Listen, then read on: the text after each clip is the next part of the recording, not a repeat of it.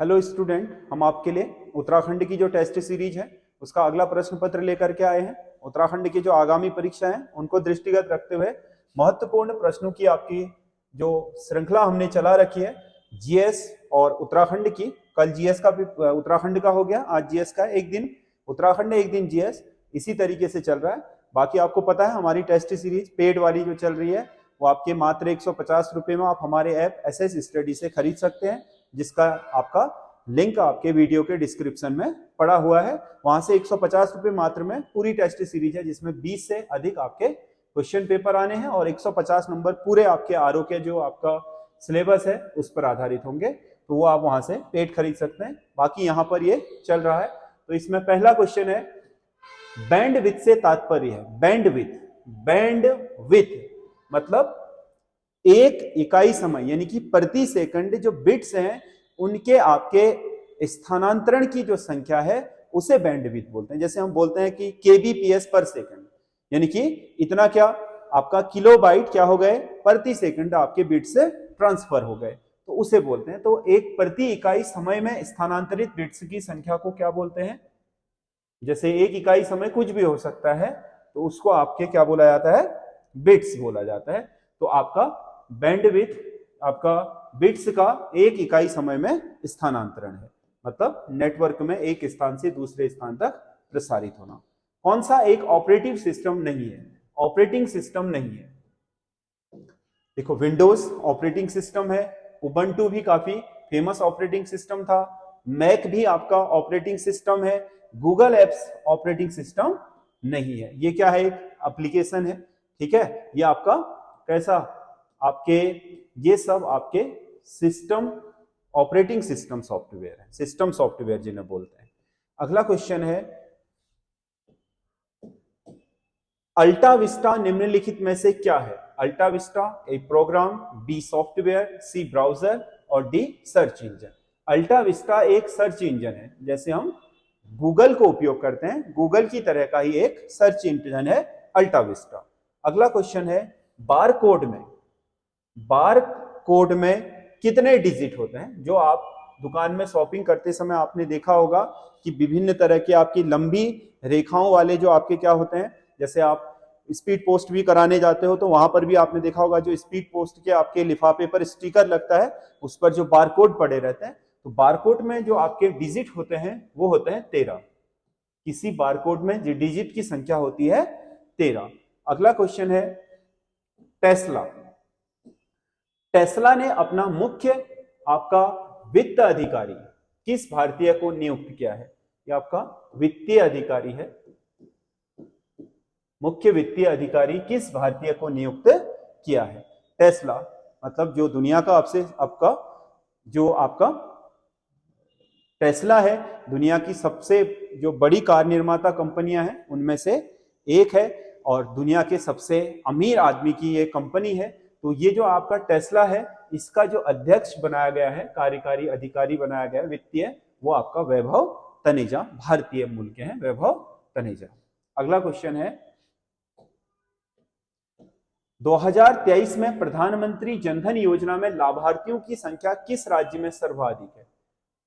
2023 में जो प्रधानमंत्री जनधन योजना है जिसमें आपने बैंक में अकाउंट खुलवाने थे, उसमें सबसे ज्यादा लाभार्थी हैं बिहार में, सबसे ज्यादा लाभार्थी हैं बिहार में। अगला क्वेश्चन है, भारत का पहला महिला विश्वविद्यालय 1916 में पुणे में किसके द्वारा स्थापित किया गया था? पहला महिला विश्वविद्यालय कह रहा है, ये पुणे में आपका 1916 में स्थापित किया गया था धुंडी केशव कर्वे, यानी कि आपका डीके कर्वे द्वारा। डीके कर्वे को भारत में महिला उत्थान के लिए बहुत बड़ा नायक, एमजी राणा डे भी थे, बट आपका क्या डीके कर्वे को इस क्षेत्र में बहुत बड़ा आपका नायक माना जाता है भारत के इतिहास में, जिन्होंने महिलाओं की स्थिति में सुधार के लिए जबरदस्त प्रयास किए थे। अगला क्वेश्चन है, शारदा अधिनियम किससे संबंधित था? शारदा अधिनियम जो 1929 में आया था और 30 से लागू हो गया था।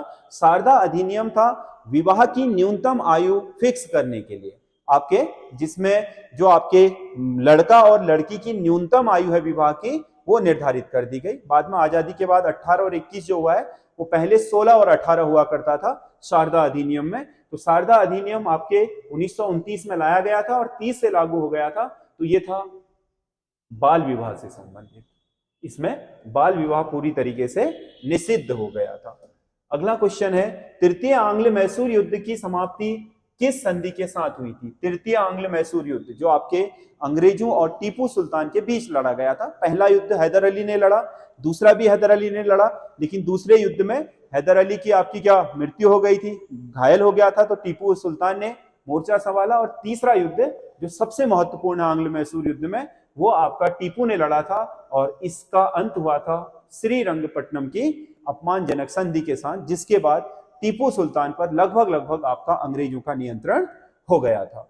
अगला क्वेश्चन है, मौर्य सम्राट अशोक का नाम अशोक किस अभिलेख से प्राप्त होता है? मौर्य सम्राट अशोक का जो अशोक नाम प्राप्त होता है, देवनामः प्रियदर्शी, वो आपका मास्की अभिलेख से, मास्की और गुर्जरा अभिलेखों से आपका देवनाम जो अशोक है आपका देवनाम प्रियदर्शी, वो आपका मास्की और गुर्जरा अभिलेखों से प्राप्त होता है। अगला क्वेश्चन है,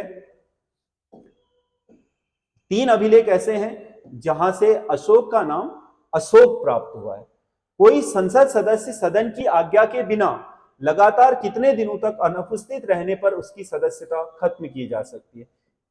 संसद का कोई एमपी लगातार कितने दिन तक, लगातार का मतलब यह होता है कि जैसे 17 दिन का सत्र इस बार चला, 20 दिन का अगली बार चला, 23 दिन का अगली बार, तो अगर इन तीनों सत्रों में 17 दिन, 23 दिन, 20 दिन अब्सेंट हो गया तो 60 दिन हो गया। तो अगर इसमें एक दिन की भी उसकी उपस्थिति नहीं है तो संसद उसकी सदस्यता को क्या कर सकता है? समाप्त कर सकता है। सदन की उसकी सदस्यता समाप्त हो सकती है। लगातार जो वर्किंग डे होते हैं उन वर्किंग डे में 60 दिन अब्सेंट नहीं होना चाहिए, क्योंकि संसद के सत्र ही वर्किंग डे होते हैं। अन्यथा ये नहीं कि जब सत्र नहीं चल रहा है तो फिर उपस्थिति का कोई सवाल ही नहीं है। उपस्थिति तब दर्ज होगी जब संसद का सत्र चल रहा हो। तो जितने भी सत्र हों, लेकिन उनमें आपका 60 दिन लगातार अनुपस्थित रहने पर किसी भी संसद सदस्य की सदस्यता रद्द की जा सकती है। अगला क्वेश्चन है, भारत में मोबाइल कोर्ट का जनक किसे कहा जाता है? मोबाइल कोर्ट मतलब जो चलती फिरती अदालतें हैं, गाड़ियों के द्वारा जज जाकर के आपके लोगों का फैसला उनके घर में, गांव में जाकर ही सुना करके आएंगे। ये जो आपकी परिकल्पना थी, ये एपीजे अब्दुल कलाम की थी। मोबाइल कोर्ट को एपीजे अब्दुल कलाम का मानस पुत्र कहा जाता है। और ये जो आपका पहली जो मोबाइल कोर्ट शुरू हुई थी वो 2007 में हरियाणा के मेवात से शुरू हुई थी। अब देश भर में इसका प्रचलन बहुत तेजी से बढ़ रहा है। आपके केसों के निपटारे के लिए न्यायपालिका में जो केसों का अतिरिक्त दबाव है उसके लिए ये आपका बहुत महत्वपूर्ण भूमिका निभा रही है और लगातार इसका प्रचलन बढ़ रहा है। भारत में नागरिकता ग्रहण करने का एक तरीका नहीं है। भारत में नागरिकता पंजीकरण के द्वारा ये आपका तरीका है। 5 तरीके हैं, उनमें से एक है पंजीकरण। देशीकरण द्वारा ये भी है, और वंशक्रम द्वारा ये भी है, संपत्ति अर्जन द्वारा। भारत में कोई विदेशी यदि संपत्ति अर्जित करके यहाँ पर सदस्यता लेना चाहता है तो वो संपत्ति अर्जित करके सदस्यता ग्रहण नहीं कर सकता है। मैक्सिको और पेरू जैसे देशों में आपके ये नियम है, बाकी दुनिया के देशों में अधिकतर में संपत्ति अर्जित करके आप वहां की सदस्यता नहीं ले सकते हो। तो भारत में संपत्ति अर्जित करके आप यहाँ की जो आपका क्या बोलते हैं नागरिकता है उसे ग्रहण नहीं कर सकते। बाकी ये तीनों 3 के 3 है। और इसके अलावा जन्म से है, और उसके अलावा किसी आपके क्षेत्र में भारत ने उसको अधिग्रहित कर लिया किसी क्षेत्र को, तो वहां के नागरिकों की जो सदस्य नागरिकता है वो स्वयं भारतीय हो जाएगी। संसद की सार्वजनिक उपक्रम समिति में कुल कितने सदस्य होते हैं? संसद की जो स्थायी आपके समितियां हैं, लोकलेखा समिति, आपका जो आपके उपक्रम समिति है, और उसके अलावा सार्वजनिक उपक्रम समिति। ठीक है, तो जो ये आपका सार्वजनिक उपक्रम समिति है ये भी संसद की एक स्थायी समिति होती है। तो सार्वजनिक उपक्रम समिति में जो आपके टोटल सदस्य होते हैं वो होते हैं 15। इसमें 10 लिए जाते हैं लोकसभा से और 5 लिए जाते हैं राज्यसभा से। 10 लोकसभा से और 5 राज्यसभा से। बाकी लोकलेखा समिति भी क्या है? आपकी संसद की एक स्थायी समिति है। बाकी का जो आपका संसद की समितियां हैं उनका जो गठन होता है वो स्थितियों को देख के होता है, बाद में वो खत्म कर दी जाती है। बाकी ये क्या है? आपकी स्थायी समिति है जो आपका पब्लिक उपक्रम समिति है, मतलब जो भारत सरकार के उद्योग धंधे अपने हैं पब्लिक मतलब उपक्रम, सरकारी उपक्रम है जो उनके संबंध में सुझाव देने के लिए गठित होती है। तो इसमें टोटल 15 ही लोग होते हैं। धान के खेत में कौन सी गैस उत्सर्जित होती है? धान के खेत में आपके जो गैस उत्सर्जित होती है वो मीथेन है। धान का खेत बड़ी मात्रा में ग्रीन हाउस गैस का उत्सर्जन करता है, ये ध्यान में रखिएगा। धान का खेत, क्योंकि वहां पर आपका पानी की मात्रा बहुत ज्यादा रहती है, इसके कारण आपके उसके जो अंदर के छिद्र हैं वहां से जो कार्बन है वो ऊपर आकर के आपके जो मीथेन है वो ऊपर आकर के उत्सर्जित होनी शुरू हो जाती है। माइटोकॉन्ड्रिया के अलावा कोशिका के किस कोशिकांग में डीएनए पाया जाता है? माइटोकॉन्ड्रिया, देखो हमारी कोशिका के अंदर दो ही स्थानों पर, दो ही आपके कोशिका के अंगों में डीएनए मिलता है, जो हमारी आनुवंशिक सूचनाओं का क्या है? कोड है।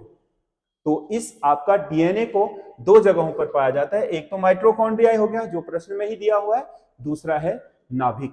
दो जगहों पर आपका डीएनए उपस्थित रहता है मानव शरीर की जो कोशिकाएं हैं उनमें, जंतु कोशिकाओं में। लालटेन की बत्ती में तेल का ऊपर चढ़ना किसका उदाहरण है? देखो बत्ती तो नीचे डूबी रहती है, ऊपर आपका उसमें आग जलती है। या दिए में आप देखते हो कि दिया ऊपर रहता है, जो बत्ती होती है वो डूबा नीचे का सिरा रहता है, जलता ऊपर का है। तो इसमें जो तेल का सर्कुलेशन होता है वो होता है आपका केशिकत्व, कोशिकत्व के कारण, यानी कि जो रोम आपके नलिकाएं होती हैं उनमें दबाव के कारण चीजें ऊपर चली जाती हैं। जैसे आप कॉटन के कपड़े पर कोई पानी की बूंद डालोगे तो थोड़ी देर में वो पूरे आपके क्षेत्र में प्रसारित हो जाती है, तो वो केशिकत्व के कारण ही होता है। तो ये आपका नियम है। जैसे पेड़ पौधों में जो आपका पानी होता है जड़ों से ऊपर भी इसी नियम के कारण चलता है। राजकोषीय उत्तरदायित्व एवं बजट प्रबंधन अधिनियम किस वर्ष से लाया गया था? राजकोषीय उत्तरदायित्व एवं बजट प्रबंधन अधिनियम लाया गया था 2003 में, 2004 से लागू हुआ ये। तो इसमें नियम ये है कि अब जो बजट है उसमें आपका जो राजकोषीय घाटा है वो कितने आपके परसेंट से ऊपर नहीं होना चाहिए, घरेलू जो आपके क्या होते हैं ऋण है कितने परसेंट से ऊपर नहीं होने चाहिए, इनकी सबकी सीमाएं फिक्स कर दी गई हैं। तो सरकार का ये उत्तरदायित्व बन जाता है कि ये इन सीमाओं को पार ना करें, ताकि देश की जो अर्थव्यवस्था है वो किसी भी हालत में खराब ना होने पाए। इसलिए ये आपका लाया गया था बजट, राजकोषीय उत्तरदायित्व एवं बजट प्रबंधन अधिनियम, की बजट में मनमाने तरीके से आप क्या सरकारें जो ऋण ले लेती हैं, ठीक है, अपनी योजनाओं को पूरा करने के लिए, राजनीतिक आपके जो उनके उद्देश्य हैं उनका पूरा करने के लिए, तो वो सब नहीं किया जा सकता, क्योंकि बजट को अब एक लिमिट के उसमें बनाना बहुत जरूरी है इस अधिनियम के तहत। बंबई स्टॉक एक्सचेंज का प्रारंभिक नाम क्या था? जब 1875 में बंबई स्टॉक एक्सचेंज की स्थापना हुई थी तो वो हुई थी the native share and stock brokers, the native share and stock brokers के नाम से हुई थी। ये आपका पहला नाम इसका यही था, बाद में इसका नाम बॉम्बे स्टॉक एक्सचेंज किया गया। ये भारत का ही नहीं बल्कि एशिया का सबसे पुराना स्टॉक एक्सचेंज है। भारत के पठारी भाग मुख्यतः जाने जाते हैं। भारत का जो आपका दक्कन का पठारी भाग है, ये वाला हिस्सा, ये किसके लिए जाना जाता है? इनमें से कृषि के लिए। कृषि उतनी आपके सफल नहीं है क्योंकि इस क्षेत्र में आपका वर्षा बहुत कम होती है और सिंचाई के संसाधन भी नहीं है। वानिकी भी इस क्षेत्र की उतनी समृद्ध नहीं है क्योंकि आपके इस क्षेत्र में उष्ण कटिबंधीय आपके शुष्क पर्णपाती वन पाए जाते हैं। जल विद्युत के लिए पानी नहीं है। तो सबसे ज्यादा जाना जाता है खनिज उत्पादन के लिए, क्योंकि भारत की जो 96% खनिज संपदा है, जिसे हम क्या बोलते हैं धारवाड़ चट्टाने, वो इसी आपके दक्कन के प्रायद्वीपीय भाग के अंदर जो आपका पठार है उसी में पाया जाता है। अगला रीजनिंग का है। जिस प्रकार SRPQ को लिखा गया है ONLM, तो KJHI को क्या लिखा जाएगा? तो इसमें आपका कोडिंग है, ये कोडिंग डिकोडिंग ABCDEFGHIJKLMNOPQRSTUVWXY और Z। तो S को क्या लिखा है? O लिखा है। 1 2 3 4, तो ये -4 हो गया।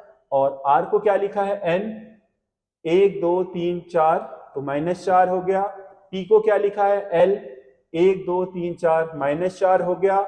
Q को क्या लिखा है? M, 1 2 3 4, -4, तो -4 करके लिखा है। तो K का -4 क्या होगा? 1 2 3 4 G, J का -4 क्या होगा? 1 2 3 4 F, H का -4 क्या होगा 1 2 3 4 D, और I का -4 क्या होगा 1 2 3 4 E।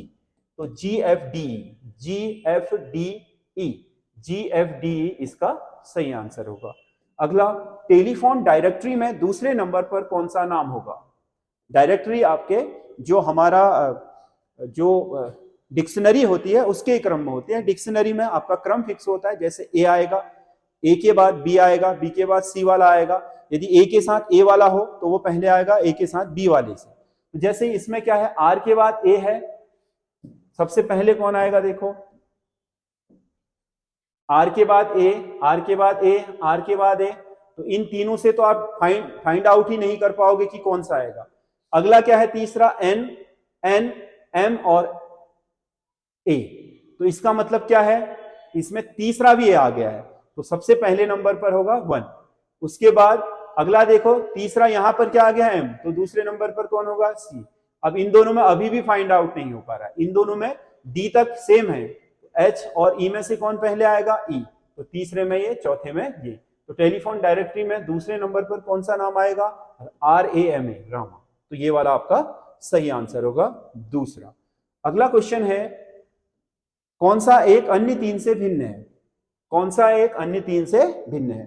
तो इसमें आपके जो समूह दिए गए हैं उनमें देखिए क्या चीज है, ठीक है। इसमें आपका दुगने का जैसा तो नहीं है, ठीक। इसमें आपका सम संख्या है नहीं, समझ गया ना। 11 और 9 20 या 18, 1 और 2, 3 और 8, 19 और 38। तो इसमें भिन्न कौन सा लग रहा है? देखो, पहले और दूसरे के बीच का अंतर 9, दूसरे और तीसरे का 18, यानी कि अंतर क्या हो गया है, दुगना। यहां पर 1, यहां 2, अंतर क्या हो गया है, दुगना। यहां 3 और 8, अंतर दुगना नहीं हुआ। यहां 19 और 38, अंतर दुगना। तो ये 3 तो सेम है, ये वाला क्या है, इसमें अलग है। तो इसका सी आंसर होगा जिसमें भिन्नता है। अगला क्वेश्चन है, दी गई श्रृंखला में अगला पद होगा। दी गई श्रृंखला में कौन सा अगला पद होगा? तो इस श्रृंखला में अगला पद क्या है, 3 1 3 4 7 11 8। तो इसमें क्या है, प्लस 3 1 4, 4 3 प्लस 7, 7 4 प्लस 11, 11 और 7 प्लस 18, 18 और 11 प्लस कितना हो जाएगा, 29।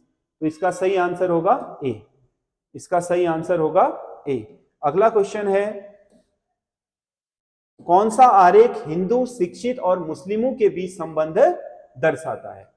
हिंदू भी हो, मुस्लिम भी हो और शिक्षित भी हो। तो हिंदू मुस्लिम तो हो नहीं सकता, तो सीधी सी बात है ये नहीं होगा, अंदर के अंदर नहीं होगा, ठीक है।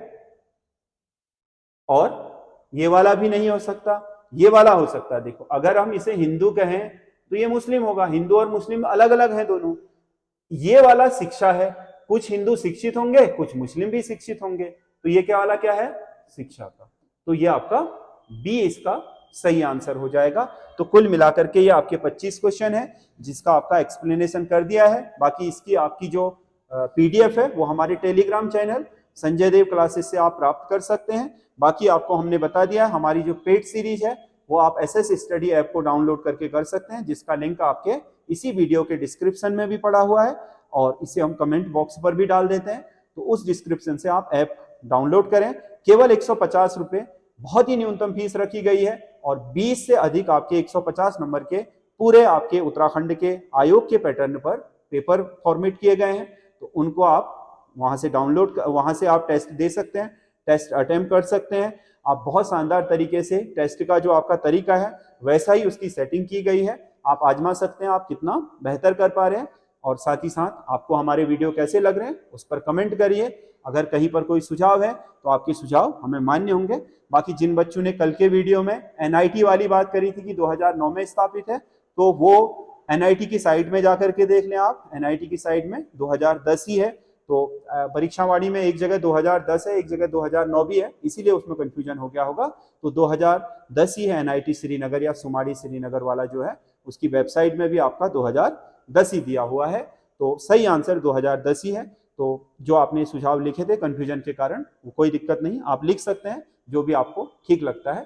तो हमें कमेंट्स करते रहिए और जो हमारा वीडियो है उसको लाइक कीजिए, शेयर कीजिए और अपना सहयोग दीजिए। आपके लिए हम अच्छे से अच्छा मैटर लाने का प्रयास हर परीक्षा के दृष्टिकोण से करते रहेंगे।